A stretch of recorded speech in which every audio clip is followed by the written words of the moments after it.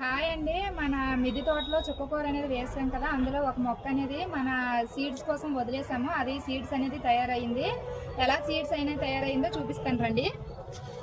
చూడండి ఎన్ని సీడ్స్ అయితే మనకి తయారయ్యావో.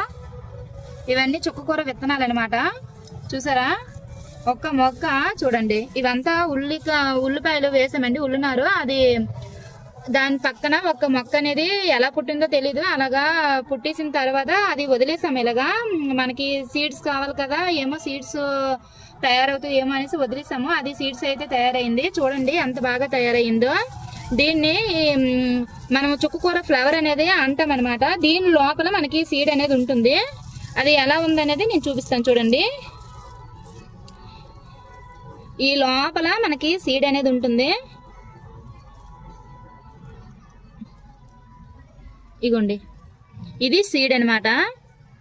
చూసారా, మనం బయట కొనుక్కునే చుక్కకూర విత్తనాలు వైట్ గా దీనిగా ఉంటాయి. ఇవి మనము మన గార్డెన్ లో ఉన్న చుక్కకూర విత్తనాలు అనమాట, తయారైన విత్తనాలు. చూసారా ఎలా ఉన్నాయో. ఇవి మనం ఒక్కొక్కటి ఇలాగా విడదీసుకుని మనం వేసుకోలేం కాబట్టి విత్తనాలు అనేవి ఏం చేస్తామంటే ఇలాగా డైరెక్ట్ గా ఇలా తీసేసి ఇలాగా ఒక్కొక్క ఫ్లవర్ ని ఇలాగా కన్నం పెట్టి ఇలాగా ఉడిచేసుకుంటామంట. దాని ద్వారా మనకి మొక్క అనేది వచ్చి అది పెద్ద గ్రోత్ అనేది జరుగుతుంది అనమాట. అదండి. మీకు నచ్చినట్లయితే ప్లీజ్ లైక్ చేయండి, please subscribe my channel. Bye friends.